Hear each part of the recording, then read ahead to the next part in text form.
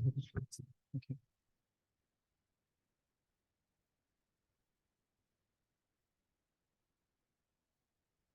Okay, so let's begin to start again by sitting quietly for a couple of minutes.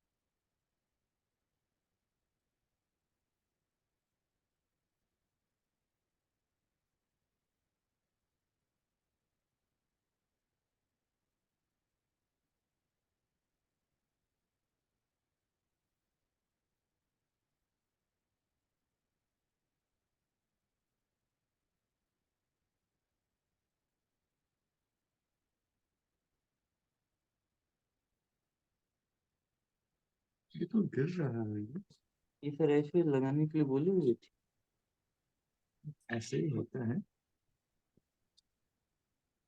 मैंने package package रखा ये package return कर रहा है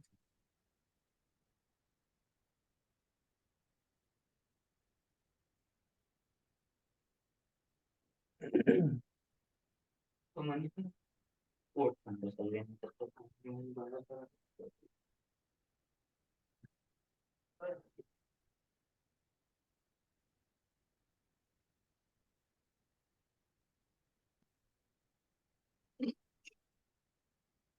अनिश ये कैसे बैठेगा या ऐसे हो सकता है ऐसे ही कैसे होगा So we can, where the sound is coming from, let's see.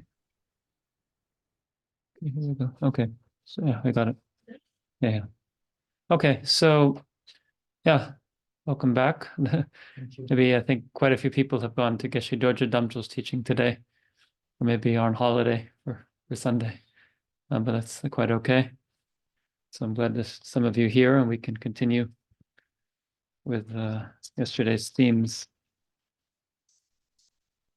So we've been talking about different questions facing modern science, modern philosophy, that I feel this tradition that I've termed the Nalanda tradition, but as I say, is more broad than that. It's a certain approach to spirituality and to knowledge. Avenues where I feel this could make a significant contribution, and already is in a lot of ways. And so to continue on with that, Well, I guess maybe it's good to summarize from yesterday just so we can think back on it. I talked about the sort of the approach of the tradition with the use of reasoning and doubt, the importance of doubt as a way of approaching spiritual path, and then the use of the 5 sciences, which, as I said yesterday, really can be applicable to just understanding all different fields of knowledge. Although I thought to mention also in that regard, maybe it's sort of self-explanatory, but it also has to be tempered by some measure of understanding of what is really going to be useful, right? So if someone who wants to follow a bodhisattva path and study various subjects that are going to be able to benefit others, you can't just study absolutely everything. And so there's certain ones that might be more useful than others. For example,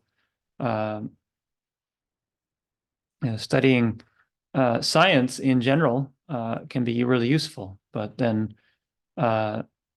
studying some very specific discipline of science in a great deal of in great depth might not be so helpful. I mean, it might be helpful if a person really wants to focus on that, but if as a personal practitioner I want to be able to teach others or to have dialogue with others, I can't just become an expert on everything. And so it's good to find ones that are really useful. So it also can depend on the person's capacity.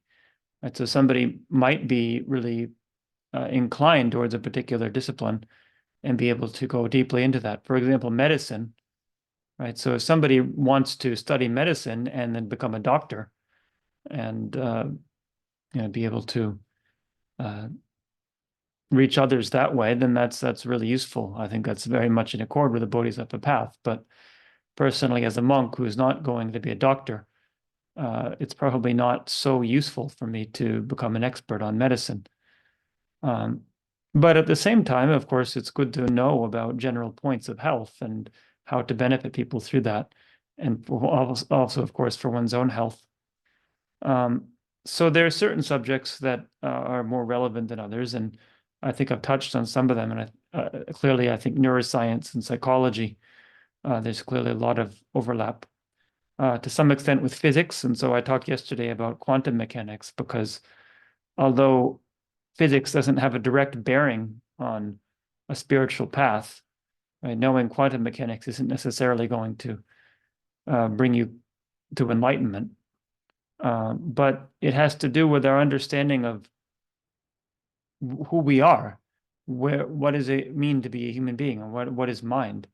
Because oftentimes the argument is made that everything is material, there's no non-material mind, and that is necessitated by the laws of physics.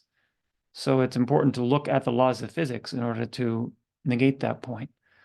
And then likewise, other disciplines of, for example, chemistry. We don't study chemistry in our monastery right now. We have various science classes for the monks, but chemistry is not one of them, because I think rightfully so. Of course, it's a very useful discipline, but there's not going to be a lot of benefit in a monk becoming proficient in chemistry.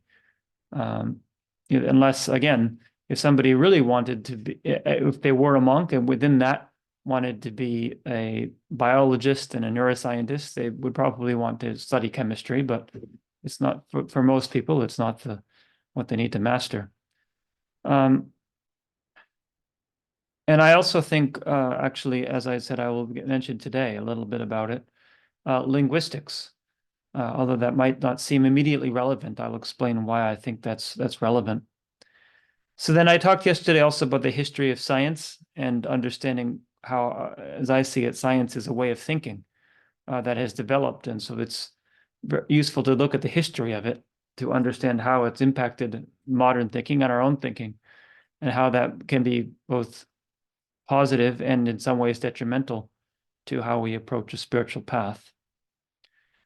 And then I talked a little bit about neuroscience specifically and Daniel Dennett and materialistic view of neuroscience, and then a little bit about the Buddhist response to that. So I said today I would start with talking about memory, because I think that's another very important field to look into. So memory is something that is a very important part of Buddhism. Some of you know the term smrti, I'm sure you all know, which means memory, as far as I understand it. In Tibetan, the word that is translated Trengpa, it means memory. There's no other, it's not just a derivative. It literally is the meaning of the word, to remember something. So it's often translated into English as mindfulness. That has a history, that translation. So there was an early translator of Buddhist Pali texts, Rhys David, T.W. Rhys David. He was a British around the turn of the 20th century. And in Pali, sati, right? Sati is smrti in Pali. He had this term, and he wanted to find an English equivalent for it. So rather than choosing memory or recollection, he chose mindfulness, which was a very apt translation. He gave it a lot of thought, and he came from a Christian background, as most of the British people did at that time. And as he understood it, as it had been used in his society, there was a saying, be mindful of the needs of others. So don't just think about yourself. So that means remembering that others also have concern in all situations, but remembering doesn't mean that I can remember something if I need to recall it. Like I memorized a whole book of sayings, and if somebody asks me, I can call them to mind. The point is that it's kept in active memory, that everything I do is actively informed by this knowledge that I have. So it's not enough just to know something and then store it away. It has to be applied to every situation. So that is a very accurate understanding of what smrti is, at least in Buddhist practice, that it has to do with being actively aware of the things that we're trying to remember. But it involves a kind of memory. So sometimes it's understood, because the word mindfulness now has taken on a lot of different connotations, become very popular. And oftentimes it's understood mindfulness means just having a non-judgmental approach to things, where you don't have preconceptions. You just see everything nakedly as it is, without having your own preconceived notions of what they are, which in some ways is actually the opposite of what we want to do with smrti, because smrti is to have a very clear grounding in your past wisdom of how to approach each situation. So if I see somebody behaving in a particular way, for example, if I'm a psychologist, if I want to have mindfulness, I need to know all the things I've learned about psychology to apply them to how I'm going to approach this person, rather than just look at them and whatever comes to mind without trying to preconceive what they're doing. That's not going to be very helpful. It's important to recognize when we have preconceptions that are obstructing the way that we're experiencing it and preventing us from seeing a new situation. But at the same time, somebody who's very well trained will see a situation in a very different way than somebody who's never experienced such a situation before, and will know much more. They'll have an intuitive understanding of how to respond, but that intuition is based on a lot of training. It's not just something that's instinctive. So in Buddhist practice, for example, as a monastic, we train in the Vinaya. The Vinaya is a monastic code of how to behave as a monk. And we have to maintain constant mindfulness of that. So as a monk, I have 253 vows that I maintain, or try to maintain. So really, I have to know all of those. Doesn't mean that every single moment I'm counting 1, 2, 3 up to 253. That's just not possible. But if I know them very well, every time there's an opportunity that I might act in a way contrary to it, I will remember that, because it's natural after having trained in it again and again. So that is a kind of mindfulness. That's why it said in the Vinaya that one of the four root causes of not keeping the vows properly is not having mindfulness. Is it in the same sense you said that intuition is based on a lot of training? Yes, it's very similar to that. Like I said yesterday, if a pianist if he can play the piano very well, at a certain point, you don't need to have a whole score of music in front of you. You just sit down and you can play something beautiful, even improvise. But you can't do that unless you know how to play the piano. You have to remember all the different keys and know a lot about the history of music and all these. I mean, you don't necessarily have to, but generally speaking, someone who knows about the history of music and all the different kinds of things that have been composed in the past will have a much better understanding of how to compose something useful, new, that is, that is pleasing to others.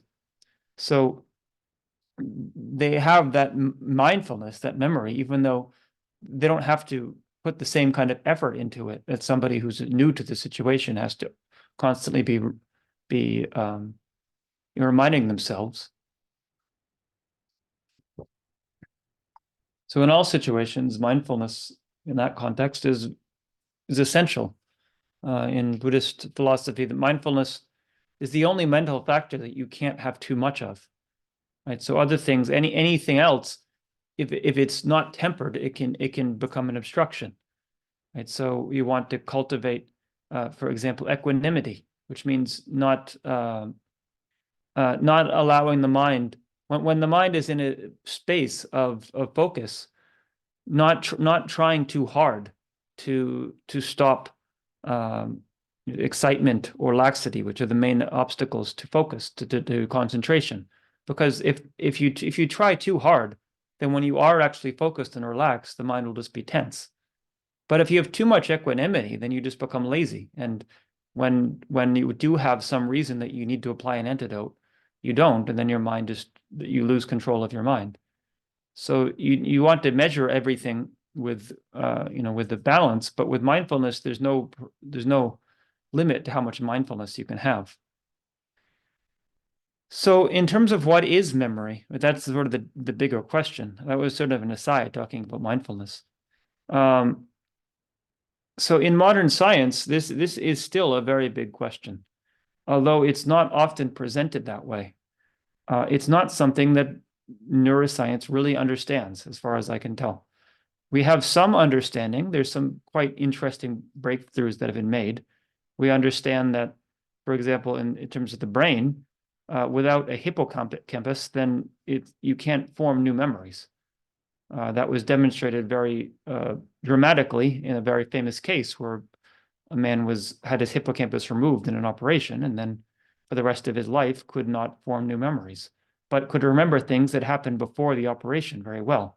So he remembered his family members, but he couldn't remember what happened 5 minutes ago. They would come in the room and greet him, and he'd say good morning, and then 5 minutes later he would not remember what the beginning of the conversation. He couldn't remember anything that had happened since 1953 when he had the surgery. He thought he just had the surgery just 5 minutes ago. So, I mean, that's just one case, but it was very dramatic, and it led to a lot of clear evidence subsequently that it's clear that the hippocampus is instrumental in forming new memories. How so is not so clear. There are other, sort of dramatic cases regarding the brain that have given us more insight into this different kinds of memory and how damage to different parts of the brain can cause. So he didn't have amnesia per se. He was able to recall things that happened before, but some other kinds of damage to the brain can lead to amnesia. However, it's not 100%, which is problematic, right? If something was, so for example, if memories were clearly stored in one particular piece of the brain, then 100% of people who had that piece of the brain removed should not remember anything. But it's not the case. So even if out of 100, one person does maintain memory, then something is going on. Or the other problem is that sometimes people have amnesia, but there's some part of the mind that seems to recall the information somehow. So it can be seen like in hypnosis or just in like instinctive reactions, right? So if somebody, for example, they don't remember their family members, but if you put them in a room with their family members and you measure their reaction of the physical body, they feel calm. If you put them in the room with people they don't know, that they never met before, they don't have that same calmness. So there's something going on. And there are cases where they actually do then recall the material. It's like it was there and then it was gone and then it came back. So they put something back in the brain. And also that in very young children, it's less likely to occur. That it seems that very young children whose brain hasn't fully developed, then parts of the brain that wouldn't otherwise function in that way can start to function in that way, not just with memory, but even with things like eye consciousness. Right? The occipital lobe is essential for vision. If you damage that in a normal person, they'll go blind. But babies born without an occipital lobe can still develop eyesight. It would seem that it develops somewhere else in the brain. So it's not that particular part of the brain is necessarily designed for eyesight. It's being used for eyesight. So things like that. But the deeper question is, even if we could locate what part of the brain is essential for memory, the question is, how is it stored? What does it mean to store memory in the brain? So that in neuroscience, it's considered axiomatic that memories have to be stored in the brain. Why? Because there's nowhere else that could be stored. It has to be a physical thing. There has to be some kind of physical storage of it. Otherwise, you would recall things. But what does that mean? Is it like there's a little writing in the brain? Is there a little like file cabinet? If there's something even remotely like a file cabinet, then who goes and retrieves it? Who knows how to go? And so if I see somebody, if I have a file somewhere in the back of my brain that I'm meeting them before, is there some map that leads me back to that part of the brain to be able to remember them? And furthermore, so if it is stored that way, what is it? Is it in the individual neuron? Is it in something that has something to do with the connection between neurons? It's still not clear. There's still a lot of different theories out there. If it was clear, as I said yesterday, like about photosynthesis, then there would just be an agreed upon theory with a few different opinions here and there about different details of it. But we would generally understand what memory is. And that's not the case. I read an article a few years ago, again in Scientific American, which was, I thought, interesting the way that it was framed. I don't know if other people who read it would have noticed this. I imagine some people did, but the opening statement of the article was, as ephemeral as memories are, they have a firm biological basis. So it made very clear, it would seem like a scientific statement, that memories are rooted in biology. They're rooted in the brain. So it would seem that we would assume that the person who's saying this knows how so, rather than just saying we think they are. Right? A firm biological basis would imply that it's been proven. The article went on to describe how in past times there had been this belief that there was some part of the brain where memories were stored. Then later the idea came about that it had to do with connectionism, that there was something about the connection between different neurons that re-triggered the same experience again. So like if I see something, there's a reaction in the brain. That same reaction goes on when I remember seeing that thing, even without it being triggered by a consciousness. So I have that same experience again. But recently they discovered that, for example, we have what they call single neuron memories, where somebody has a memory and it only triggers one neuron. So they had to abandon connectionism. So then there was this thought that it was somehow deeply stored in the neuron, but they were finding problems with that. So the article ended with the statement, we hope someday to find the biological basis for memory. So you started by saying there is a biological basis, and then you finished by saying that we hope someday to find it. Can I Yeah, answer? yeah, yeah. There is apparently the memory, every cell of the Mhm, body has mhm. got memory. Yeah, yeah, yeah. And there is this case, very famous, a girl in late 20s, Yeah, yeah. undergoing a heart transplant. Mm-hmm. So the other girl had passed away, Yeah, yeah, yeah, yeah. and she had gone through some very traumatic circumstances, Mhm. the one who died. Yeah. And now the heart gets transplanted, Mm-hmm. and the girl starts to have nightmares. Yeah, yeah, yeah. And the nightmares then take the form wherein she now needs to actually report an incident Mm-hmm. of the murderer. Mhm, Somehow the mhm. murder took place, and she can identify that person. So Mm-hmm. the police then actually is able to tap that person, Mm-hmm. and eventually they are able to contact the Yeah. family, etc. Apparently, what comes forth is that the girl whose heart had got Yeah, transplanted translated was murdered. was murdered. Mm-hmm. So it's the heart that was actually carrying the memory Mhm, and mhm. producing the nightmares. Mm-hmm. Mm-hmm. Yeah, So- that's a very good point. So that's the kind of thing where, personally, I kind of try to keep a record of these situations, right? I mean, we would say in science it's an anecdote, but at the same time, it's an interesting anecdote.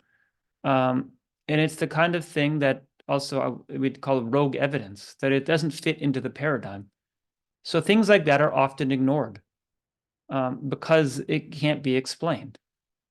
So, and the explanation will be, well, it's just an anecdote. It just happened once, so it's probably some coincidence or something like that. If there was a paradigm for it, it would be filed away as part of the history of science, and we can one more thing proving our paradigm. But this often seems to occur.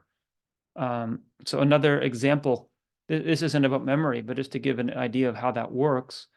So there's a thing called maternal impressions, which I could talk about later in context of reincarnation, because that has some relation to that research, where certain repetitive thoughts or very strong thoughts that the mother has while she is pregnant can impact the formation of the fetus.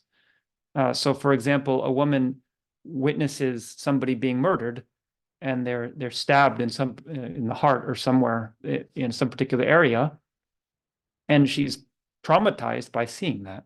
Then the baby is born with a birthmark in that exact place where the person was stabbed. This has been documented many times.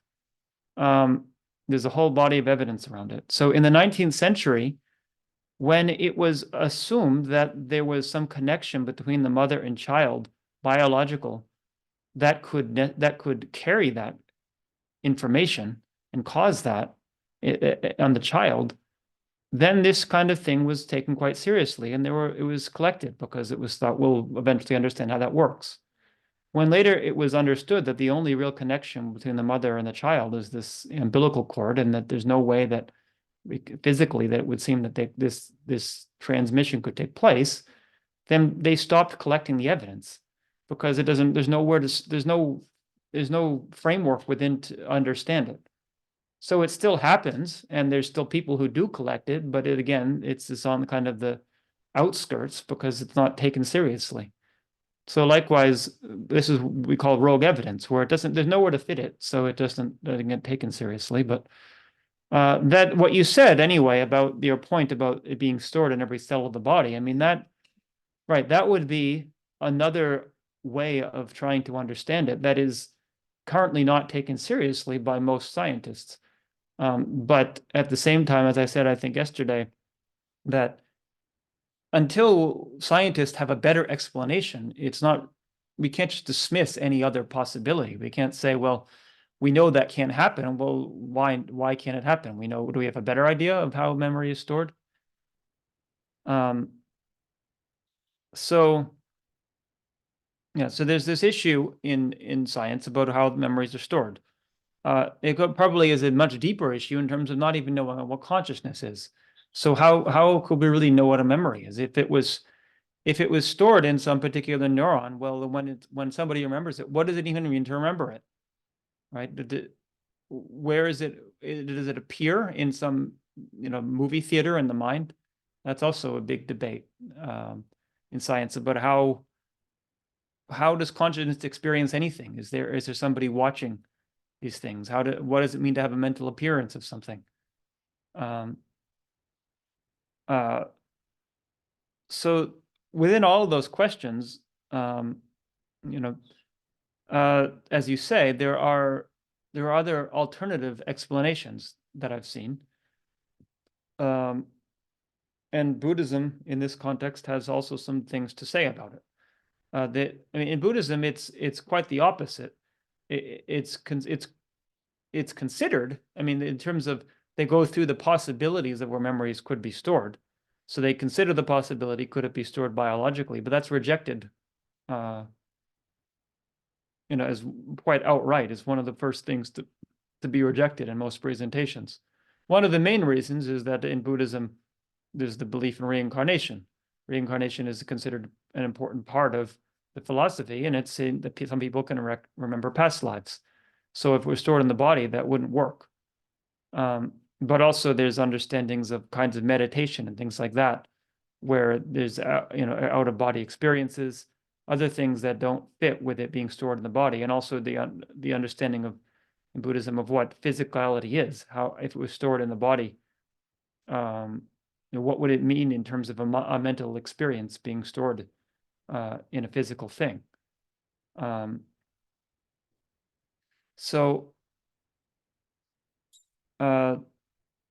Buddhist philosophy, then it's understood to be an imprint on the mind in most of the Buddhist schools. Although in the Prasangika school, which is Tantric Gache's system, there is a different presentation, which I'll talk about, because that actually I think is the most intriguing and relevant, and that's the one that our school also accepts, and it's different than the others. So first of all, there's the question of what does it mean? So regardless of where we say it, the memory is stored. The question is, what is it when I remember something? How does that memory work? So do I have to first experience it? That's the first question. The general consensus is yes. I can't remember something I didn't previously experience. So it doesn't make any sense to say remember if there was no experience to begin with. But then a question that often comes up in Buddhist philosophy is, for example, I remember seeing a frog yesterday, then I'm remembering two things simultaneously. I'm remembering the frog and I'm remembering the experience of eyesight. I don't just remember there's a frog, I remember I saw it. So then the question is, did I experience two different things? Did I experience both the frog and my mind experiencing it? And most of the Buddhist schools say, yes, there's no other way to explain it. If I only experienced the frog and I didn't experience my own experience, then I wouldn't remember my experience. I'd only remember the frog.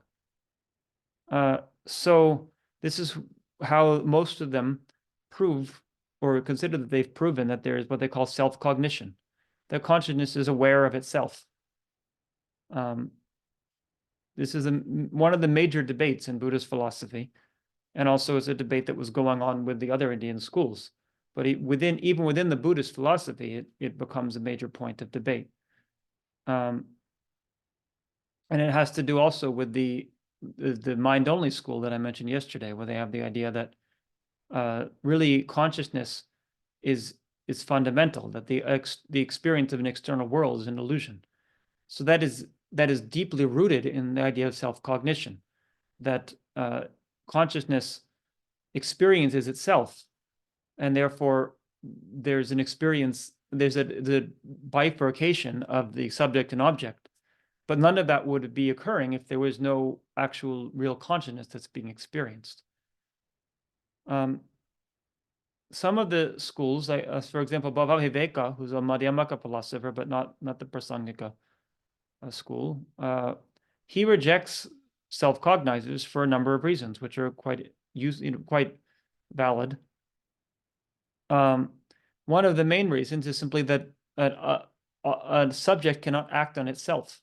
Right? A sword cannot cut itself. A person cannot carry himself on his shoulders. A finger cannot touch itself. It doesn't make any sense. So likewise, consciousness cannot be aware of itself. There'd be a kind of infinite regress. The consciousness is aware of itself, and then there's some other second consciousness that's aware of the first consciousness and onwards. Other problems like that. So he rejects it, but it's difficult to then posit something to replace it. It's because in his system, one of the flaws that sometimes is pointed out is that a wrong consciousness cannot register something. So, for example, if I see an illusion, right, I can remember seeing, and if I see a horse, that's just an illusion. Right? I could remember seeing a horse, but it's not my experience of the illusion that's triggering that memory, because that memory that experience of the elusive horse did not actually recognize something. It's there has to be some other part of the mind that is aware of what's going on. So even more importantly, the question is about a dream. That's what they often argue with him. So if in a dream I experience an elephant and I wake up, I can say I dreamed of an elephant, but there was no elephant. So what am I remembering except for my consciousness of that? So there has to have been some experience of consciousness. So that's problematic if he says that consciousness doesn't experience itself. And again, you could say, well, there's a second consciousness experiencing the first one, but that comes to more problems. Right? So that if you have, for example, one of the schools of Buddhist thought says that if you have an eye consciousness experiencing blue, the second moment of eye consciousness is aware of the first moment of eye consciousness. But that comes into all kinds of other problems, such as that then the second moment of eye consciousness shouldn't be experiencing blue because it's focused on the first moment of eye consciousness. So this is one of, as I said yesterday, because of the 8 points of difficult points in Madhyamaka that Tsongkhapa sees Chandrakirti's system as resolving. And in Chandrakirti's system, again, it's based on, like it was yesterday with the idea of an external world, it's based on essentially a misapprehension of a true existence where there is none. So if I experience something, so I see the wall, I see the picture here, right? I'm not experiencing myself experiencing it, but I experience it in the context of me experiencing it. I don't say there was a picture on the wall. I say I saw a picture on the wall. So the way that my mind constructs the experience is in terms of subject and object. So yes, it's true. So he then argues, because someone would say, as we said yesterday, the I is not consciousness, right? But that doesn't mean that it can't be, that you can't label I upon the consciousness. So it's like, I also could say, my eyes are seeing the picture on the wall, right? Well, does that mean that there's also me looking through my eyes seeing the picture? That's not the case. It's just that my eyes are seeing the picture, and therefore I'm seeing the picture. It's the same thing. It's just how we construct it. So really what's happening is that there's an experience of a picture. It's conceptually framed as I am seeing a picture. That is leaving an imprint on the mind that later is ripening. That same experience, that same image is appearing to the mind again. It's not the same experience as before, it's just the ripening of that imprint. But then I frame that as I saw that picture yesterday. I remember seeing that picture. So actually, it's not that there was one experience of me and the object, and then that was left an imprint that later I again experienced me and the object. It's simply that there was an appearance and then an appearance again. And then the whole framework of thinking, I saw that yesterday, now here I am again seeing this today, remembering seeing it yesterday. Or not, so not seeing it again. I'm here again experiencing it again today, remembering seeing it yesterday. That's all a cognitive framework that has nothing, that's not actually what's experienced. It's what's experienced is simply the image. So every time we experience anything, we experience it within a particular framework based upon our way of conceiving ourselves in the world. So if we don't recognize that, then we can't explain what's happening, because we don't actually know what's happening. We don't actually, we're experiencing it only in terms of our framework of it. So for example, if there's an illusion projection on the wall, right? So you have an illusion projection and it looks real to you, and there's two people, and one of the people starts flying, and you start wondering, well, how could he be flying? And you go to this whole research of how could a human being fly? But that's not what's happening. All that's happening is there's a projection. So you have to look back, what's the projector? And once you understand that, there's no more question of how can somebody fly, because there's nobody flying to begin with. It's just how it appears to your mind. Yeah. Mm-hmm. Understanding, like yesterday talked about self and mind. Yeah, and yeah. consciousness. So in Buddhism, Yes. We don't talk about consciousness per se, do we? Yeah, It's we the do. mind. Mind and Say consciousness mind are is synonymous. the beginning noise. Essentially, yeah. Is there anything else that characterizes mind? Yes, awareness. Right. So mind, generally the definition of mind is that which is clear and aware. Right? So is it not the same as consciousness then? Yeah, it is. Here It is. the synonymous. Yeah. And self is different. Self is different. Self is a conceptual construct that is applied on the basis of the conjunction of body and mind. So similarly, like I said, India yesterday, we have people, we have land. On the basis of that, the mind construction idea of India, but it's not based on one of them exclusively. It's based on both of them. So likewise with self, we construct it on the basis of both body and mind. And one way to show how that happens is to see how we conceive of ourselves. So we don't conceive of ourselves as just mind. And why? Because I say I'm sick. I don't say my body is sick. Right? So it shows that there's a sense of the body is me. But it's also not just body, because I can say I'm sad. I don't say my mind is sad. So the conception of self is actually not very stable. It's a bit fluid. It shifts between these things. It's similar to if somebody drops a bomb in South India, we say they attacked India, even if it didn't hit any people. Right? So is self just the okay. label I that we talk about?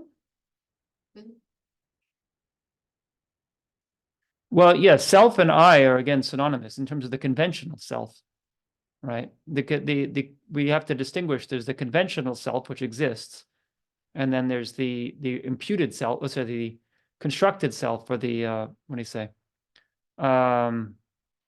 Yeah, the self that is the conceived of as truly existent or as inherent. That doesn't exist, right? But the conventional self exists, right? I can say that I am a person and I do such and such thing. It's conventionally true, but it's not either body or mind. It's something on those on the context and the conjunction of those. So like again with India, it's so somebody drops a bomb on a field in India where there's no people, but we say they attacked India. But then there could be Indian people who aren't in India on a boat somewhere and they get attacked, and it was done with the intention to a terrorist attack against India. We would say this was a terrorist attack on India, not on Indian people. So again, it's not entirely clear what India is. but it's some kind of association of people and land. Likewise with body and mind, we impute self on that basis, but we don't have, if we actually try to get down to what are we imputing self upon, it's shown that we don't actually impute it on anything very specific. Yeah. It seems to me that you know that okay, let me not say it seems to me. Is there, let's say, two selves in Buddhism, one with a small s and one with a capital S? Not really, no. Not really. No. So I think perhaps your question is because in Vedanta, there is a self with a small s, which is what you are talking of, and then self with a big S, which is more of my Atma. Right. So in Buddhism, yeah, the idea of an Atman that is kind of a universal self or something that's deeper than our ordinary experience, that is rejected. Yes. But that is considered a coarser object of negation, right? So to understand that there is not an Atman in that sense is not a full realization of selflessness, because it's not how we instinctively grasp, right? So it would be said that we have an instinctive grasping at self that comes about through habituation over many lifetimes. Then on that basis, so that is all sentient beings have that, except for those who are enlightened. So so I have that, and a cow has that. A cow still has a grasping itself, but a cow doesn't think of having an Atman, because that is then somebody takes a philosophical position that tries to reinforce their instinctual grasping, and they make it very complex, but it's not actually based on a correct apprehension of how things are.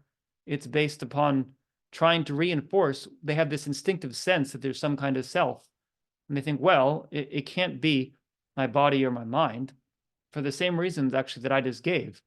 I experience it as, that, for example, when I was a young child and when I'm who I am now, it's both me, but there's a different body.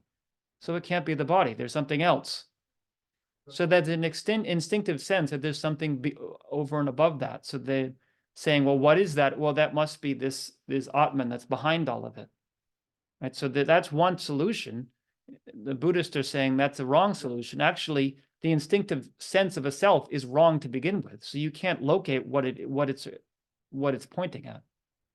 Right? It's like saying, well, what is really India? Well, we see it's not really the people of the place, because both of those aren't, both of those don't have to be in the picture to be talking about India. So therefore, there must be some kind of universal spirit of India that's behind all of that.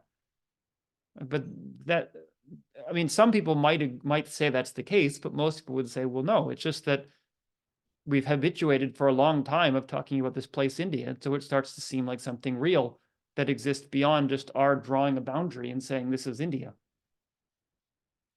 I'm not an expert either in Buddhism nor on Vedanta. And in my mind, I think this is perhaps the only real difference between Hinduism and Buddhism. I mean, it's a major difference, but I wouldn't say it's the only difference. Huh? I would say it's a major point of difference, but I wouldn't say it's the only difference. There would be a few others in the same sort of at that same sort of level. Right. Not at the other. Well, I mean, there are certainly a lot of points of overlap, and I don't want to get into that too much. But yeah, I think it's obviously a lot of philosophical differences and practical differences in terms of how things are practiced. I mean, clearly in terms of the idea of universal compassion and of developing meditative stabilization, things like that, there's an enormous amount of overlap, more than with other religions. But yeah, anyway, it's, that's a different discussion. Yeah. So yeah, the point of this, of course, is this question of memory, but then Chandrakirti is turning it back and saying that it has to do with our misconception of a self. So he takes it also more deeply here. So this comes into another one of these 8 points of difficulty, which is related to memory also in a way that we may not immediately think of or might not be apparent. So it has to do with the question of where karma is stored. So the first question we had about self-cognizers is related to memory, but it's not directly a question of where memory is stored. It's more a question of how memory is created in the first place. Do I have to experience something? So it seems in Buddhist philosophy, although they don't say it directly in many places, there's one place where it is said rather directly that I'll mention, that there's an assumption that the storage of memory and the storage of karma are two sides of the same function, that if we can understand one, we'll understand both of them. And so there's the place where that is mentioned directly, there's a particular sutra passage.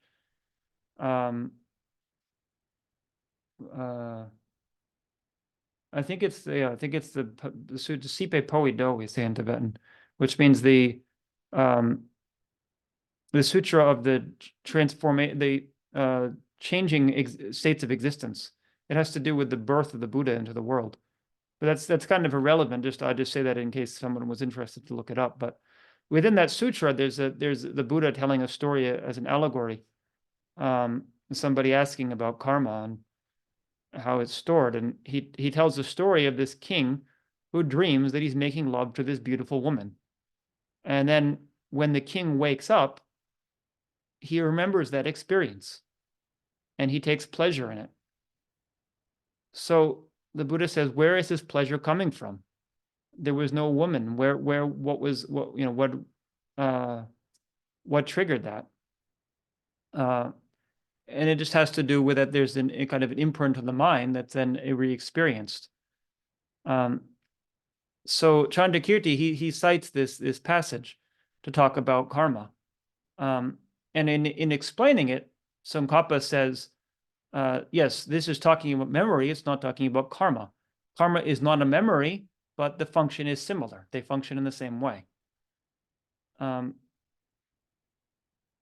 then the question becomes, what does it mean to be stored, right? So we had this question before about, is memory stored in the physical, or is it stored somewhere in the mind, in what part of the mind? So the different Buddhist schools have different theories of this. And again, none of them accept that it's stored physically. But there is a question, for example, there is a kind of meditative stabilization as talked about in the sutras, where the mind ceases to function for a period of time. There's like a suspension of mental activity. So if that happens, then it has to be stored in the body because the mind has some break in its continuity. But most of the schools of Buddhism thereby reject that in that meditative stabilization, there's no mind at all. They say that the coarse mind ceases to function. There must be a more subtle level of mind that is continuing. Otherwise, you wouldn't, when you came out of that meditative stabilization, you wouldn't remember anything. It'd be like a totally fresh new mind. So a lot of them say that memory is stored in mental consciousness, or karma is stored in mental consciousness. And how so? The most sophisticated of these becomes the mind-only school when they posit that there's what they call the all-ground consciousness, the laya vijnana. So there's a very subtle level of consciousness that stores all of the karma and all of the memory, and that consciousness continues from life to life. It does not die. It experiences birth and death, but it's not within that cycle itself. I mean, it's cycling, but it's not dying itself. So it's a very sophisticated, highly developed view that they came up with. And Chandrakirti rejects this for a variety of reasons. One of the main reasons is that he says it's essentially coming back to Vedic philosophy. It's like they're positing an Atman. They're positing a real self behind the normal conscious experience. But then the question still remains, well, then where is karma stored? What is karma?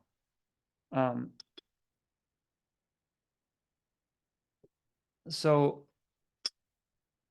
Chandrakirti, he he has a verse that responds to this, which is Ganji Ranjigi de Megakpa de Chikunchi Mekianinu Chir, Lala Legak Unarin Lone Kyang, Jebiandak Jungwardik Bergi. So then it is a Sanskrit verse, but I only know the Tibetan. So it's saying, and it's not, the words won't immediately be apparent what it's saying, but I'll say them anyway. It's because it doesn't cease inherently, then although there is no all-ground consciousness, it still is potent. So although there might be a long time since the action has been performed, and action here, karma, right? The word karma means action. It still can manifest its result forcefully. So the key part is this first line when he says, because it doesn't cease, or doesn't actually, because it doesn't cease inherently. Cease, stop, yeah. So what does this mean? So Tsongkhapa takes this as one of the central verses in Chandrakirti's work, and spends a lot of time putting this together. And Tsongkhapa's interpretation of it is quite unique in Tibet, but it's what I'll present because, of course, as it's what we study, and I think it's quite profound what he's saying, and it's arguable that some people would argue it's not what Chandrakirti says. Like, for example, Gorampa, who's another Tibetan who argued against Tsongkhapa, would argue that he's misinterpreting Chandrakirti. However, it seems to me it's quite possible it's what he was saying, because it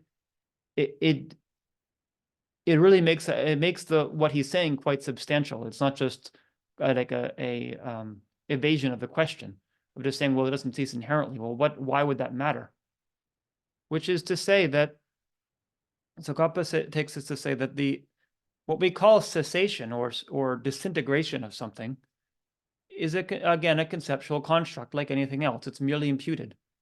There is no there's no cessation from the side of the object, and furthermore, that the disintegration of something is a functioning thing. That is the key point. So what does that mean? In Buddhist philosophy, a functioning thing is something that continues to produce results, right? So it has to be, it's also impermanent. It's changing moment by moment. So the other schools would all say that the disintegration of something cannot be functioning because it's a mere negation, right? So the absence of something, right? So in this room, there is no elephant. Although there's a little statue I see on the back, but nevertheless, there's no real elephant here. That is a mere negation. It's correct. There is a lack of elephant in this room. If there wasn't, there would be an elephant. But that lack of elephant is not a functioning thing. It's not like the lack of elephant can produce an eye consciousness, right?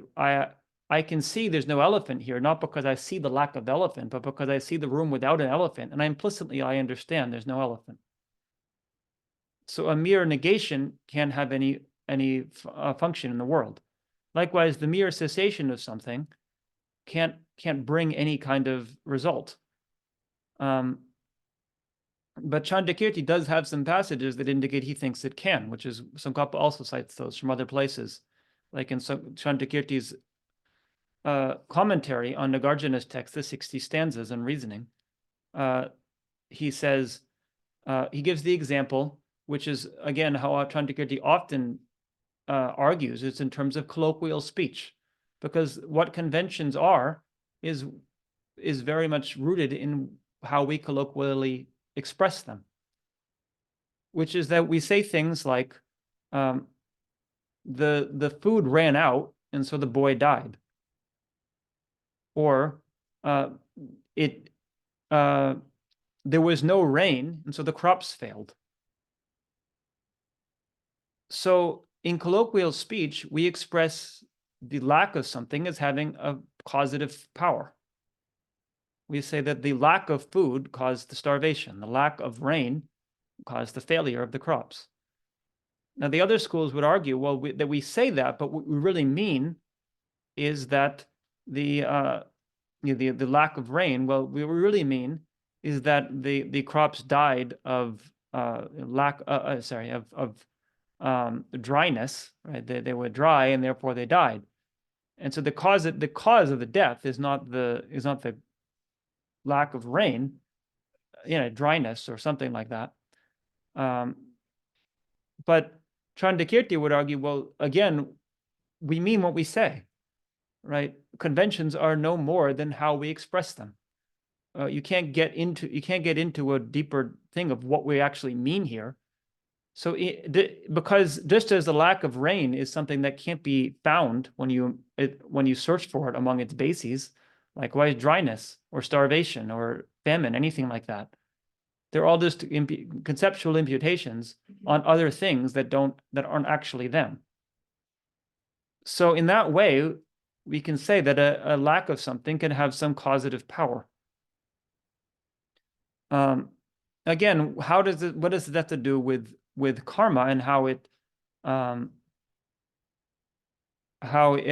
can be thereby forceful after a period of time? So I've looked. We've talked a lot about Tsongkhapa's arguments in our monastery, debate about it a lot. I've looked very deeply into this question, because this particular question of disintegratedness, trying to get the idea of what he's talking about. So I also feel personally that the language they used is different than maybe the language we would use now, because we have different ways of expressing things. And I think that what Tsongkhapa is saying, and saying that Chandakirti is saying, is that the experience of time is a mental construction. So the idea that I create an action now, and then it's carried somewhere, because this is what the other schools all assume and are trying to find out where it's carried, and then it is experienced again in the future by the carrier. That is a mental construction that gets in the way of seeing what's actually happening. Likewise with the example of the illusion, or like we talked about with the self-cognizer. So in that sense, it's like karma isn't happening within time. Time is happening within karma. So there's an experience of creating something. There's an experience of experiencing the result later. But the experience of them being disconnected has to do with our perspective on it. So there's then this question of where was it stored in the meantime. But that has to do with our experience of time, has to do with imprints on our own minds. So if the experience of time has to do with the imprint, then the imprint doesn't have to exist within the time. The imprint is something that goes beyond the time. I mean, actually, technically speaking, the imprint does exist within time, because what is beyond time is not an imprint. Right? There's no need for an imprint to carry anything. Right? So likewise, because it's not ceased inherently, he's saying that the experience of it ceasing has to do with the particular observer, saying that this happened in the past and now it's the future. And there's another saying by Nagarjuna in his text, the Root Wisdom. He says, "It once was here and now is gone. This is the view of severance." View of severance, which means a nihilistic view, to think that there was something that existed real in the past, and now it no longer exists. This is again a dichotomy where you say that it exists, it doesn't exist. Nothing can stop existing. I mean, not that things exist forever in a permanent way, but it's not that there's something that is just there and then it's gone all of a sudden. So it has to do with the way that we construct. There's a real thing. When the things upon which we label that no longer can support that label, then we say it doesn't exist anymore. So it's again with our example of India, right? If in 1,000 years there's not a place called India, you'd say India used to exist, it doesn't exist anymore. Well, where did it go? Well, that doesn't make any sense, because there's no thing to go anywhere. There was no India to begin with. It just had to do with how we conceptually framed what was going on. So in terms of karma and in terms of memory, this is my understanding of what the Chandakirti and Tsongkhapa are trying to say, that the issue of memory has to do with we're trying to impute memory as being stored somewhere, whereas actually the past and the present are connected in a way that we don't directly experience.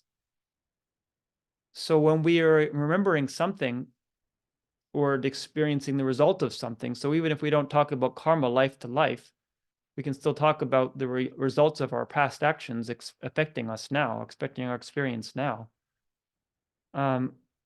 It's not that in the meantime it was stored in a particular place. It has to do with the past action and the present experience. There's some connection between them. Another way to say it a little bit more, or maybe say less mystically, is that if, for example, if I create some kind of disturbance in the water in an ocean, right? That the effect of that is going to still be there. Or we could say with the weather. I think I used the example of the weather yesterday, right? So we could say that there's this example that's sometimes used in science, like a butterfly flaps its wings 20 million years ago. That created the storm today. Well, where is the imprint of the butterfly's wings flapping? Where is it stored? Well, that's not the question here. It's that it sets in motion a chain of cause and effect that later leads to that result. So likewise, if there's an action done in the mind, if the mind creates some kind of action, that changes the mind itself. The mind thereby kind of the form of the mind, however we can conceive of that, is different. So likewise, like I said, disturbance in water, if you keep shaking the water, then 20 minutes later, the water is not going to be as smooth as it would have been otherwise. But it's not like the imprint of the shaking is somehow stored. It's just that it affects the way that the water continues to function. So in both cases, the point is that we have to go beyond this conception of there being an action, then it creating an imprint that's stored in a particular place, and then the later ripening. Chandakirti is saying that's not actually what happens, so you're never going to find that place. So if you want to say there's some kind of storehouse consciousness that stores all these individual little seeds, that's not how it works. So you don't have to search for that place. So likewise with memory, it's not like we're going to find some place and say, oh, that's the memory. So you look in the brain and you find this little, I said a message in a bottle or something, and say that's the memory, because it doesn't work at all the way that we conceive of it as working. But still, it appears that it does function that way in terms of our experience of it. It experienced that I did something in the past that was stored somewhere and I remember it. So conventionally, we speak that way, and that's conventionally correct, Chandakirti would say, because that's just how we conventionally experience it. But if we try to analyze it further than that, we won't be able to discover it. So, yeah. In that sense, if that's how memory and karma are sort of connected, Yeah. So can one then say that the dreams that one goes through also affect karma? Well, yeah, so that's a slightly different question, but the question is, are your dreams related to your karma? Right? So yeah, in Buddhist philosophy, there's actually quite a bit of talk about that in both ways. First of all, can I experience the result of past karma in a dream? And likewise, if I do something in a dream, does it create karma? They'd say essentially yes to both questions. That what I'm experiencing in the dream is just a ripening of past imprints in the mind. And so in some sense, it's fortuitous if I experience a negative karma in a dream, which it said is practically, it's said to be possible that to cause that to happen by doing purification practice. You have some imprint to experience some terrible calamity. You do kind of purification practice, then you have a nightmare, and then that kind of manifests that experience in your dream, but that doesn't manifest in your real life. we see real life, but at least in your waking life. Yeah. Likewise, in terms of creating karma, it said that yes, is a karma created, but it's not full karma in the sense that we have different kinds of karma that we can create. So the heaviest kind of karma is something that's done intentionally and fulfilled. So I kill somebody intentionally, right? If neither of those one of those two factors is not there, so I tried to kill someone, say attempted murder, then it's not as heavy because I didn't, although I had the intention, which is it's still going to create quite a negative result. It was not, it didn't actually bring the result in this time. So like in the criminal justice system, it's treated the same way. Attempted murder is still a crime. You'll still go to jail, but it's not going to have as heavy a penalty as if you're successful. And then we could have, in criminal justice system, we call manslaughter, where you don't intend to kill somebody, but you did do something that was not appropriate. So one example I remember in America was somebody vandalized a stop sign, right? Not with the intention to harm anyone, just because they're a teenager and they're just having fun. But then somebody didn't see the stop sign, so they drove through the intersection and they had an accident and died. So that was, the person was convicted of manslaughter. That means that you did something that you shouldn't have done that led to somebody's accidental death, and you're held responsible for it, but it's not as heavy a crime as intentionally murdering somebody. Yeah. But then in Buddhism, there's a third level. Well, yeah, so is not there in the criminal justice system. Okay. If you only have the intention of killing Right. someone. Yeah. But So that's, yeah. Well, in the criminal justice system, that would be attempted murder. You have the intention, but you're saying even if you don't actually do anything about it. Yeah. Yeah, in Buddhism too. Yes, that is that is karma. Yeah. Right. In the criminal justice system, there could be something to be said for that. I mean, probably you have to do something, but you know, if I know that somebody has an intention to kill me and they've told other people that they do, they might not be arrested, but they would certainly get kind of a, how do you say, restraining order. No, Right. But here it's just purely a mental intention. Yeah. Yeah. So purely an imagination. Yes, exactly. So in the dream, right, it depends on how it is reacted to. So if I have a dream of killing somebody, it doesn't necessarily create karma. It creates some very subtle kind of karma. I mean, there's something going on, but it really depends on how I react to it. So if I wake up and think, oh, that was great, I wish I could have done that in real life, then there is karma created from that. It's creating the imprint that will ripen as both future action and future experience. It's not nearly as heavy as doing something like that. So instead of the two, right, in Buddhist classification of things, of not actually doing the action, but of having it completed, or of having the intention but not completing the action. The first one is heavier, right? So if I want to kill somebody, but I ask somebody else to do it, right? That I didn't complete the action. I didn't do it myself. But that's almost as heavy as doing it myself. Whereas if I do it myself, but there's no real killing, it's just a dream, it's pretty light, relatively speaking. But there's still karma created. Yeah. Okay. I have a question. Yeah. Personal responsibility in this context. Yeah. Because some teachings I've heard express intentions also as something that spontaneously arise. Yeah. And co-arise. Mm-hmm. So that question is whether personal responsibility, assigning responsibility to some type of discrete individual being, is that right view? The skillful view. So is assigning responsibility to a particular person? Right. Yeah. If we take the idea that discrete beings to exist at some more fundamental level. Yeah. Well, intentions. yeah. I mean that is essentially, it's a question in Buddhist philosophy and also in, as you say, in modern criminal justice system of who is held accountable for someone's actions.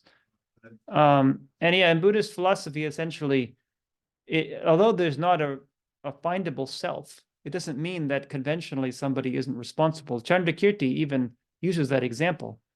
He says, so you could think of a thief who steals something and somebody catches the thief and accuses him. And he says, well, no, I didn't steal anything.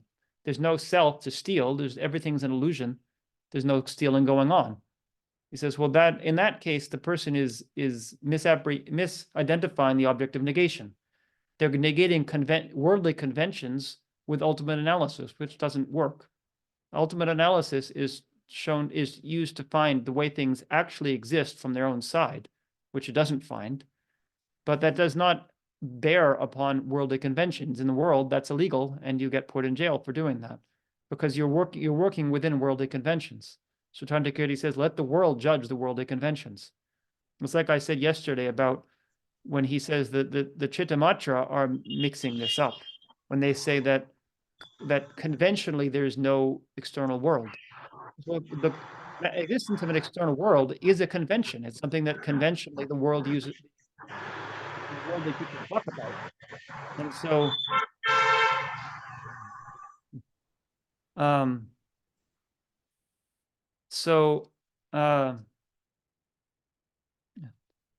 it doesn't work to, if you use the way that the Chittamatra are using ultimate analysis to negate what he considers ultimate analysis, to negate the mind, to negate an external world, doesn't have any bearing on convention. So likewise with the example of the thief, and likewise in karma, there's no inherent self, but it doesn't mean conventionally that somebody doesn't experience the results of something. And that's, in the criminal justice system, there's the same question sometimes of like, so, if somebody has, if for example, in the materialist philosophers will argue this point, if everything comes from brain activity, then people shouldn't be accountable for their actions, because I'm born with a particular biology that just predisposed me to act that way. So therefore, somebody can't hold me accountable. But then others will argue, well, that ultimately is what's happening. But at the same time, conventionally, we have to have rules in our society. Otherwise, nothing will function properly.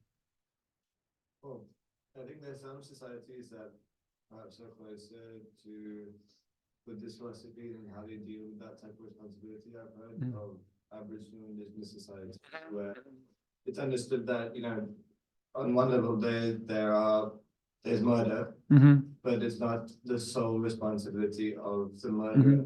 Power arisen with the community. So it's actually a communal responsibility. No one is actually free of that burden. Well, in that case, I think it's that the ultimate analysis can inform us, because in Buddhist philosophy also, the analysis of emptiness, the more we understand emptiness, the more we should understand dependent arising.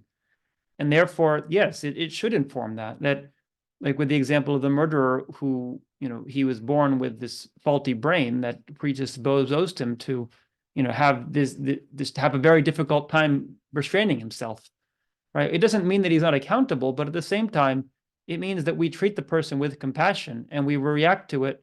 Okay, it's not a punitive, not retribution where we think we need to punish this person, but how can we help them such that they don't continue to create this same result in the future? And I think also it's a societal responsibility of allowing causes and conditions to allow. Yeah, exactly. So you have to look at not just the person, but the whole society around them, and then you can have a much more informed response to it. So that it's not that we just ignore the ultimate analysis, but it can't kind of be a scapegoat either, where the person avoids personal responsibility. There has to be some balance between them. So okay, well let me. Oh, sorry.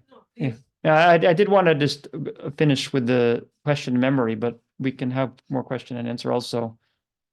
So they what? The end, last 20 minutes. We could do question answer. So with this question of memory, I've talked now a little bit about the Buddhist presentation, which I think is very important. What Chandrakirti and Tsongkhapa are saying here, in terms of trying to conceptually frame what's happening. But in terms of, well, then how does that become a kind of scientific theory? How can we, a scientific theory, for one thing, has to make predictions about things and explain phenomena. So if we say that memories are somehow aren't stored anywhere, that there's some kind of connection between things that goes beyond time, well, what does that have to do with memory? Can that actually be made into a testable or falsifiable hypothesis? So at the moment, I would say, for one thing, obviously, I don't know. I haven't made such a hypothesis myself, and I doubt, with my limited understanding of science, that I would be able to do so. But there's, I'm interested in other approaches to it.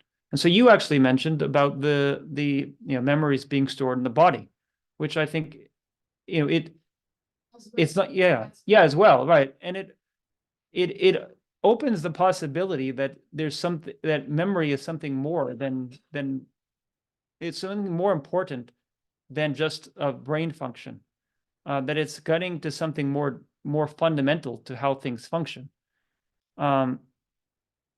So there's a number of different presentations I've seen of this. So one of them, I mentioned the person yesterday, was Rupert Sheldrake. So his presentation I find very intriguing, because to me, although I don't have enough, as again, grounding in the science to be able to judge, where there might be flaws in it, it seems to me very compatible with the Buddhist presentation. And so Sheldrake, in his philosophy, it is basically a scientific theory, his hypothesis. Memory is something fundamental to the universe. It's not just something about the human mind or any brain. It's something that is fundamental to almost everything that occurs. And so that's the human memory is simply one manifestation of that. So he goes into much more basic fundamental things of, like, why do molecules form into particular patterns, right? So that's something that, some of us might not think to ask. So for example, water molecules, they condense into liquid. It has to do with the way that the molecules fit together. They don't form into a lattice that is solid. But why not? Right? Is it like there's little pieces of a puzzle that don't fit together, that do fit together in the case of ice when the water is colder, or do fit together in the case of something like steel or iron, right? Because the iron element, it naturally, at room temperature at least, it forms into a solid. So yeah. There's a lot of research going on now, also in Japan particularly. Nobel laureate on water having memory. Yeah. Well, yeah. That's useful to think about. Maybe if you can give me some link or something to that information, I'll want to look at it. But let me just want to finish in terms of this, that anyway, I mean, without getting too much into the detail, Sheldrake's hypothesis is that there's a memory. There's a kind of memory that's going on, that it's not that water molecules have to condense in any particular way inherently. Like, we couldn't find something in the water molecule that would say that it has to form this particular pattern. It has to do with some kind of memory where, because habitually water molecules have done that in the past, future water molecules will be more likely to behave in the same way. And then a much grander scales of why do animals have particular instincts? So this is also a big question in science, right? So a mother bird, how does she know how to build a nest, right? They don't get taught. We don't see mother birds teaching their babies how to build a nest. So the assumption in science, again, it would have to be that there's something inherent in the brain. They would say it's in the genetic code, because how is it else is it passed? It's not passed by brain to brain. The mother doesn't transplant some piece of her brain. So therefore, it has to be the genetic code, which then affects how the brain forms, that stores those memories even before they're formed in this life. But although that's the theory, there's no real mechanism where that's been demonstrated how that can happen. Sheldrake gives another example, which is probably even more difficult, although it could be, we would have to fall back on the same point, that is in genetics. Actually, no, sorry. In this case, we couldn't do that. So in this case, it's about caterpillars and butterflies. So caterpillar turns into a butterfly. It's been demonstrated in experienced experiments that he cites. I don't know if others would dispute this, other scientists, but that they would give a stimulus to the caterpillar. Is a Pavlovian, what do you say? Pavlovian conditioning, yeah, or classical conditioning, we would call it, where the they associate a particular stimulus with pain. So they flash a light to the caterpillar and at the same time give it a shock. So then the caterpillar later, when they flash that same light without the shock, it still reacts with fright. Then the caterpillar goes into its cocoon and transforms into a butterfly, which essentially means dissolving its body into mush, right? Not that that's the scientific way to say it, but there's not that the brain stays there, right? It just dissolves and then reforms into a completely new life form.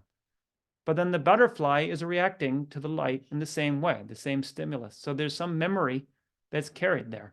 But how can that happen if the memory was stored in the brain, which just goes and turns into mush?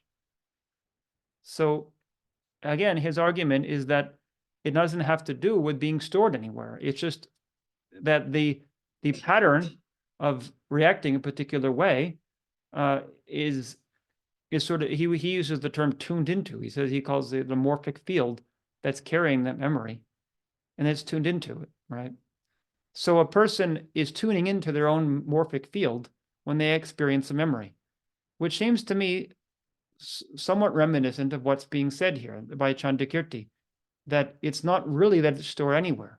Someone is actually tuning into the past experience, which still exists at a subtle level, because it only ceases in terms of our experience of time.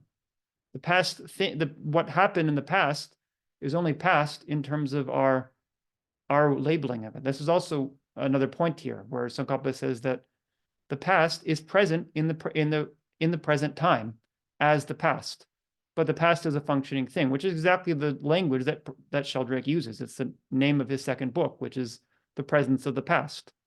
The past exists now, exerting a function, exerting an influence on the present. So he would say that in terms of the memory of collectively of a species, right, a mother bird is more likely to tune into the past experience of other mother birds than the past. And for a mother parakeet, it's more likely to, I don't know if parakeets build nests, I don't know all the different kinds of birds, but we can assume they do. So then of a past parakeet than of a past cuckoo bird, right? And she'll build her nest in a particular way. A particular person is most likely to tune into the morphic field of their own past actions, but also potentially to other human beings. This is why humans also exhibit, we say, instinctual behaviors, which again, there's a question in science of where does that come from? And I'll talk about this in the afternoon, I think, if we get to linguistics, because that also relates to linguistics. It's actually another major question in science, is about the way that babies learn language and other things that doesn't seem to be enough stimulus to trigger that learning. It seems that there's some kind of inherent disposition to behave a certain way. And this is in Buddhist philosophy, this is also an argument that's made for reincarnation. So again, in this theory here, that there has to be somewhere where that's stored, and in science right now, the assumption is that it must be in the brain, but it still hasn't been demonstrated exactly where. And it's more difficult than a memory, because it's not simply that it was something that was imprinted that later was stored, that was accessed. It was there in the brain when the brain first formed. So therefore, it has to be a bit in the genetics. But then that makes it even more difficult of where in the genetic code, where were these things stored, and how does that transfer into then being a particular action?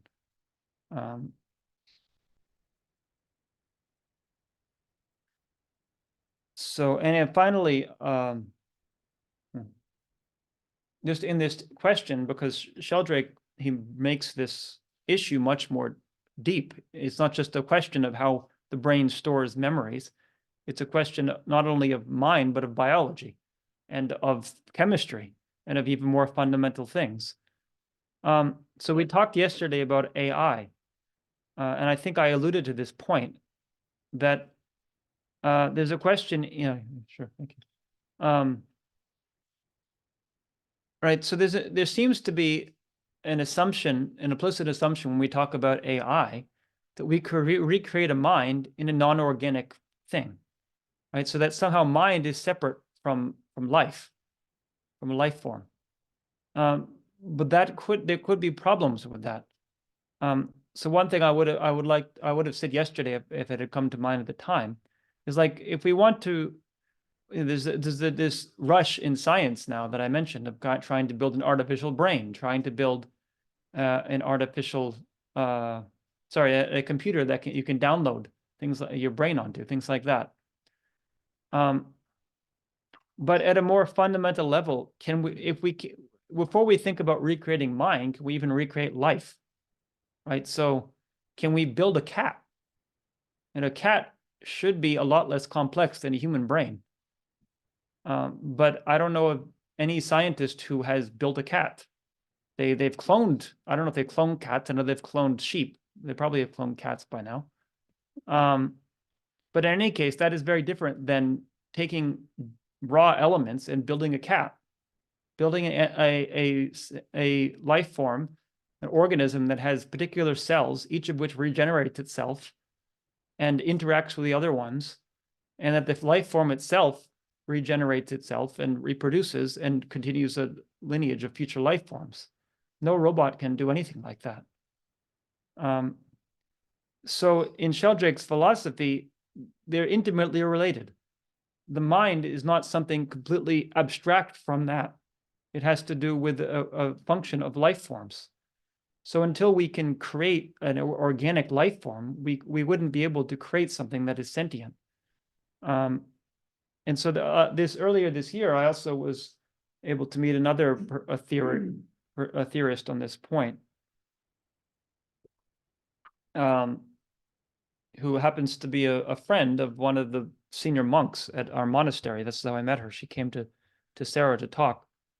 So there's an Australian woman named Pamela Lyon, who's not nearly as renowned as Sheldrake. I mean, as I said yesterday, Sheldrake is, maybe the word notorious, because among scientists, he's quite a rogue. He's like, for example, Richard Dawkins, who I alluded to yesterday, who's been quite critical of religion and what he conceives as pseudoscience. He made Sheldrake the target of one of his major points of criticism. He thinks Sheldrake is an enemy of science, essentially. And many other scientists, they aren't as vocal as Sheldrake, but they probably hold a similar idea. I mean, actually, Sheldrake became famous for that reason, right? His original theory of morphic resonance, when he published it in 1980, the director of, the editor-in-chief of Science magazine, which is a very prestigious science journal, actually called for burning the book. This, of course, made the book very popular, so it had the opposite effect. And it actually drew a lot of criticism from other scientists who said, even though we don't agree with somebody, we can't use that kind of language. But the person, Robert Maddox, he actually defended it and said, I stand by my statement, and gave a whole lot of reasons for it. I mean, he didn't literally mean it. He didn't want people to go out and burn the book, but he was basically saying, we need to snuff this out. These are wrong ideas that if they continue to spread, that people will have all kinds of delusions about things. Yeah. Yeah. Yeah. Yeah. I mean, actually, Sheldrake, just as an aside, I don't want to get too sidetracked, but it's it's good to know with Sheldrake, he sees a lot of commonality with his views and Indian views. And actually, I think he came up with the idea in India. He attributes it to, I mean, in his opinion, it's sort of a spiritual thing, that he was in India and this spontaneously appeared to his mind. And then later he formed it into a scientific theory. But he attributes it to that he thinks there was some spiritual influence. And he said also that he's found his ideas much better received in India than in the West. The people are more open to these possibilities. But anyway, that I got sidetracked because my point of Pamela Lyon is just that, unlike Sheldrake, who's very famous in this way, she's not as well known. But I was able to meet her because of this connection with one of my teachers at Sera, who knows her. And actually, she also had some spiritual inspiration in this way. She was not a biologist, but she became interested in biology, and she asked her teacher, who is a former abbot of Sera Jey, about her, whether she should pursue this. And he said, yes, there's a lot of benefit. So she did, and went and got a degree in I think cognitive biology, and then published her theory, which now has been published in the Royal Society, which is very prestigious, again, for for any kind of theory. And the fact that, given how contrary her theory is to mainstream science, the fact that it was taken seriously is also very,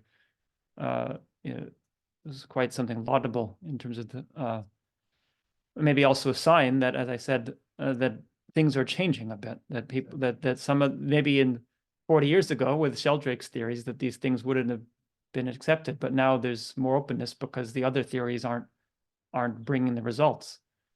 Anyway, so her theory essentially is that I think she calls it the agent in the organism, that the agent in the organism, that that this idea of mind is something that's fundamental to life.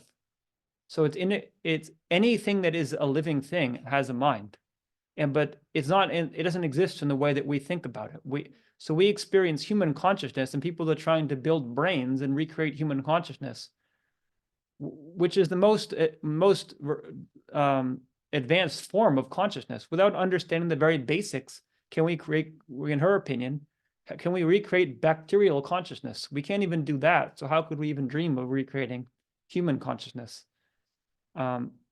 So she has a lot of evidence that she's gathered about many different life forms, mainly, microscopic life forms, demonstrating evidence of consciousness in their behavior. So I don't have she came to our house and described this, and it was very interesting. I have not read through her work very carefully, so I can't give a whole presentation on it, but it's a similar thing here, where this question of, because she also talks about memory, and this is why it's related here. How do things remember things and communicate them amongst, within the particular organism or a particular community, right? So she shows how there seems to be some communication among bacteria. One bacteria has experience that is somehow, stored, that reacts a particular way, that other bacteria that mimic that without there being any obvious means of communication between them. They're not talking back and forth. They don't have any sense organs that they can communicate it, we would say. Recently, there's some report of plants talking to each other. Yeah, also with plants. Yeah, she agreed with the plants too. I mean, plants are life forms. So she says plants are conscious. And actually, there's quite a bit of work on that too now, that she recommended some books for our house that we got, but I haven't read them yet. So yeah, I mean, that these are quite speculative in terms of, I mean, my own personal, as I say, lack of experience of them, but I just bring them up because I think, again, the whole point here was, how is this Buddhist philosophy relevant? And I think it shows that these are still very relevant questions in science and philosophy, and a science is essentially applied philosophy, that we have a particular philosophical idea or way of, which could be considered a hypothesis, that we then try to test in the world. And the general mainstream philosophy has been that mind is brain and that memory is something stored in the brain. And that has so far failed to be demonstrated or to be, to bring the results of giving a comprehensive theory of how memory functions. So here are alternatives. And, I think this is a field where this could make a lot of contribution. And in both of these cases, these alternative theories, Sheldrake's and Pamela Lyon's theory, actually were based on Eastern ideas. Sheldrake, to the degree that he was basing on it Hindu ideas, I'm not sure, but he attributes some commonality with it. And Pamela Lyon explicitly coming from a Buddhist context, although she doesn't mention that in her scientific papers, she wouldn't do that, but she says that she was inspired by her Buddhist context, although she's moved beyond it in a lot of ways. Saying plants are conscious actually is contrary to traditional Buddhist philosophy. It was an argument that the Buddhists had with the Jains in ancient India, and the Jains argued that plants are conscious, and the Buddhists said no. And she says she no longer can accept that because in her observation of things, that it would certainly appear that plants exhibit evidence of consciousness in a different way. It doesn't have consciousness in the same way that we have thoughts, but it in terms of the brings into question, what is consciousness? Does it require the kind of complexity that we associate it with? Okay, so yeah, I thought I had a bunch of subjects to get through. We only got through one, but maybe it was one, as you expressed yesterday, it was one that you were all interested in. So we can stop there now with the talk, and if people have questions, we could go through those. Yeah. Not scientists whose name, I think he's a quantum physicist, whose name keeps coming up in these conferences of Buddhist groups, Yeah. Very big one in Milan and many things. Fabrizio was, Fabrizio. What's that? Fabrizio Pellosi. Oh, yeah. Fabrizio, So he was translating into Italian. Okay. But I couldn't understand because I haven't really studied science. Okay. Donald Hoffman. Oh, yeah. I just read his book this year, actually. Yeah. Donald Hoffman is an interesting one too. He's newer in the field, right? In terms of, Sheldrake was 40-something years ago, he wrote his first book. So Hoffman, he wrote his first major book that I'm aware of was just a few years ago, was The Case Against Reality, which I just read this year. Yeah, that's very interesting to me also. And also seems to be quite compatible with a lot of Buddhist ideas, where essentially he presents what he calls the interface theory of perception, which is that when we perceive things, we're not actually experiencing things as they are, right? So we tried to ask, what is the nature of an atom? What is the nature of electricity or whatever other thing, kind of fundamental we say to science? Essentially, he's saying that those things don't exist in the way that we perceive them. That the experience of space and time, and of course of more developed things like color and shape, are what he calls an interface. So he gives the example of a computer, that if you're dragging a mouse across the computer screen and you click, somebody could ask, well, what is the nature of the little pointer on the screen, and try to analyze it by breaking down the pixels. But that's not what it is. It has to do with the computer itself. And then the computer has these processes that we're manipulating through the interface on the computer screen. But that's just the interface is simply a simplification to help us do that. Otherwise, a normal person who doesn't have any experience of understanding of computer programming couldn't do anything with a computer.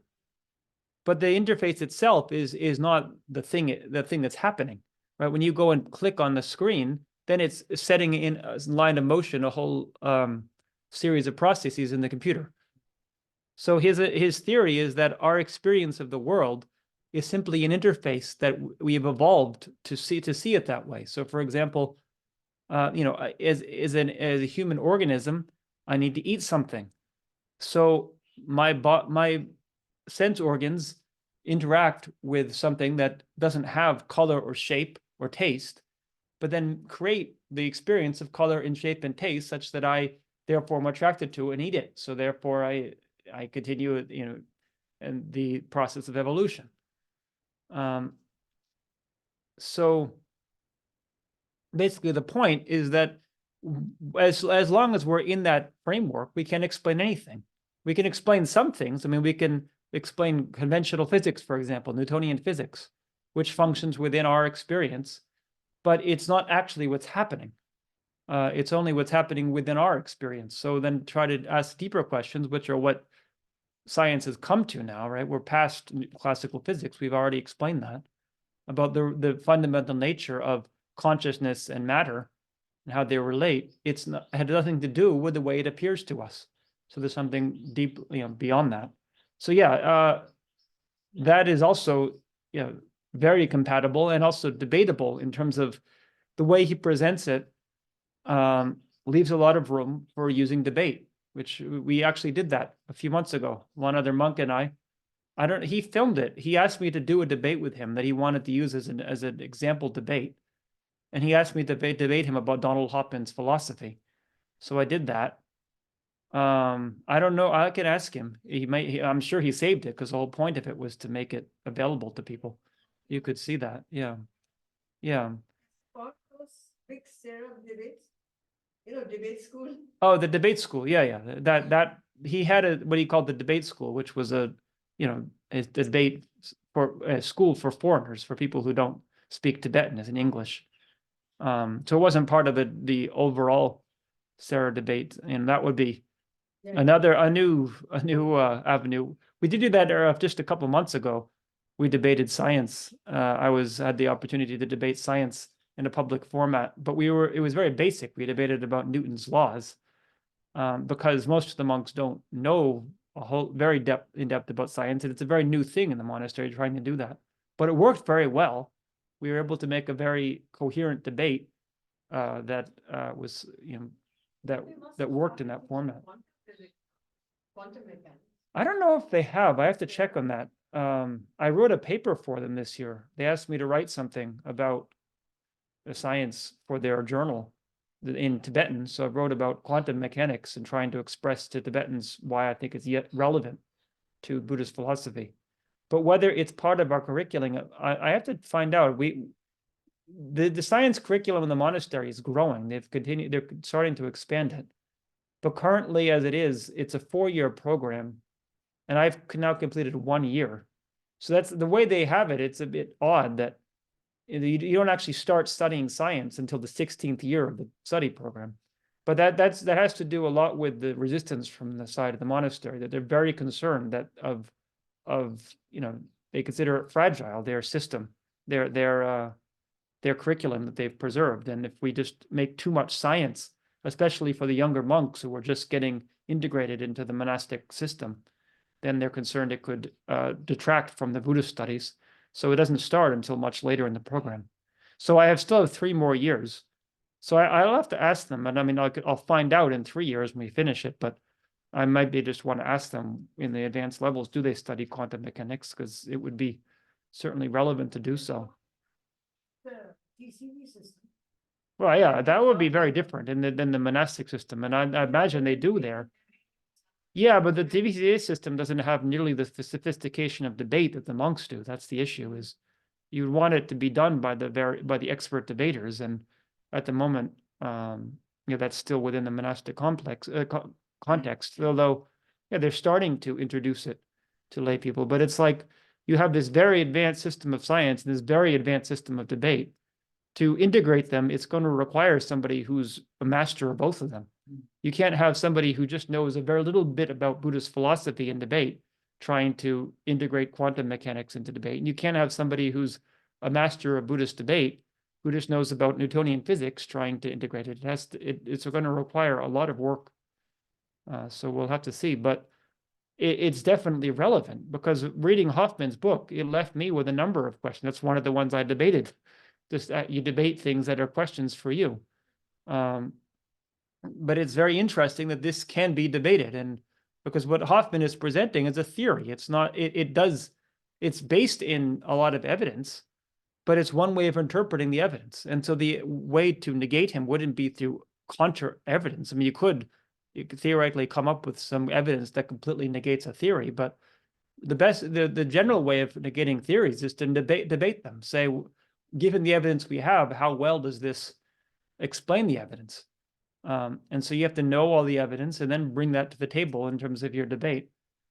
And this is what I think we need to do. And also with Sheldrake, I mentioned before, I'm very attracted to Sheldrake's theory, but I'm still a little bit ambivalent about talking about it publicly because I haven't debated it myself to get to a kind of certainty that I really feel confident that this is airtight, that this couldn't be challenged, right? But that's what we have to do to get to get certainty about these things. Well, you cited some this is the last question, then we'll continue. Okay. You talked about Sankhapa and Chandrakirti at Nili's point. Yeah. So those were the interpretations of these two, or interpretations of what Buddha had said something about it, or is it there altogether a new creation? Well, yeah, that's it could be any of those, right? So the way it's understood is that the Buddha gave teachings on emptiness, right, which were not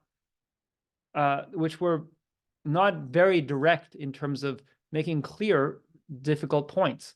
It was understood, as we said yesterday, the way the tradition understands it is that the disciples were so pure that they didn't need a lot of explanation. They intuitively understood all these details. So then that was later clarified by Nagarjuna. Chandrakirti then comments on Nagarjuna and tries to show how Nagarjuna's system actually does explain these questions. Even though within the Nagarjuna system, somebody else could interpret it differently, we could say. And then Tsongkhapa comes and explains Chandrakirti's system.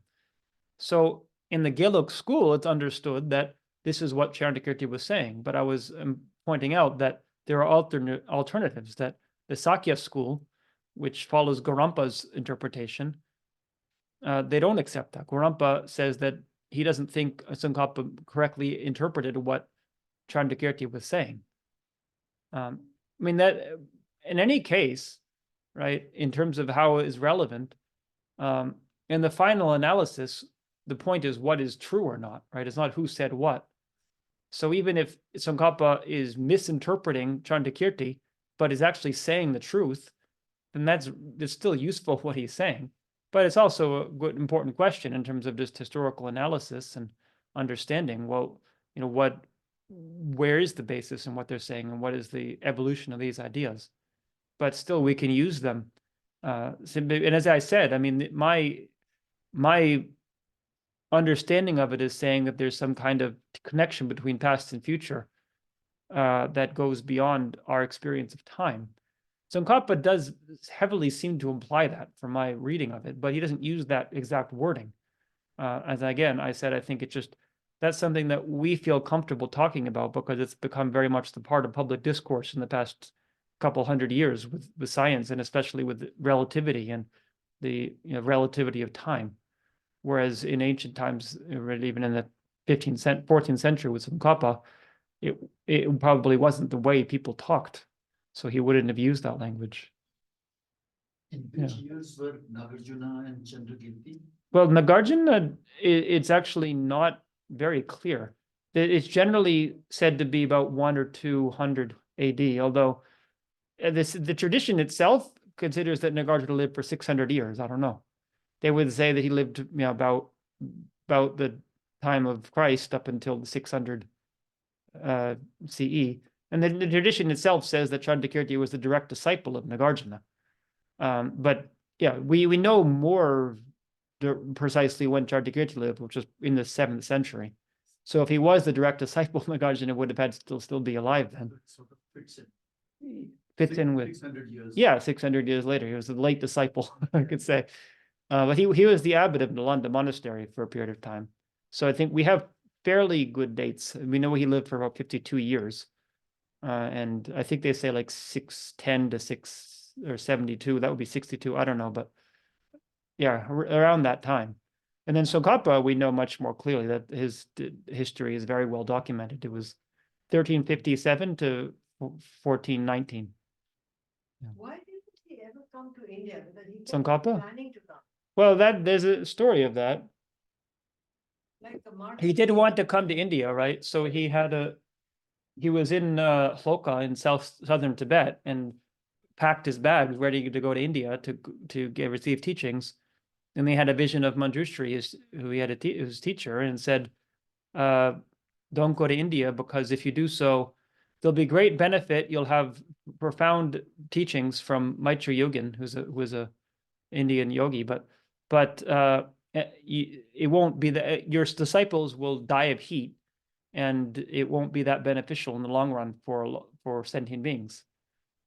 Also, I mean, historically, when we look at it, practically speaking, actually, there was no Buddhism in India at the time. He didn't know that, because I mean, I don't know if he knew that, maybe clairvoyantly, somehow he knew, but the Tibetans did not know that.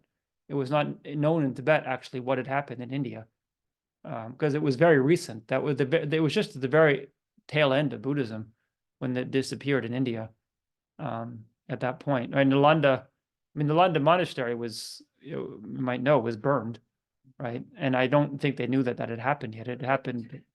By Dharmaswami is the name, I don't know what it is in Tibetan, who writes about how he put his guru on his back and took him through Nepal and escaped that, what happened there. Yeah. There were people escaped. Shakyamuni was the last abbot of Nalanda, they say, and he went to Tibet because he escaped. Yeah, also, okay, so maybe they did know about Nalanda being sacked. I may be wrong about that, but I don't think they were aware that there was no Buddhism at all in India. Right? By the 14th century, there was, by the end of the 14th century at least, there was no more Buddhism anywhere in India. Right? I mean, in Nepal, but I don't know if, it was part of Indian cultural sphere, but in terms of India itself, I don't know how we don't draw the boundaries, but there was no. Stories in Bihari. Oh, okay. Yeah. We carry on. Yeah. Okay. So we'll take a break now. And then sorry, there were questions here. Yeah, we can address them later. So yeah, we'll have a break and then we'll come back, I guess, at 2:30. Okay. Okay, thank you. There's some guidelines, just some guidelines for this. If the people are sitting here, make sure to keep it clean. I mean, you can have food here, but you can go out also. And keep the washrooms clean and just check. So that's the basic thing. We'll join back at 2:30. Oh yeah, sorry. One person had shared their email. So I'll write on your email. I see this here and try to remember to share books with you. If I forget, just please write to Tushita and they'll remind me, because I'm in the middle of traveling and maybe a little bit disorganized.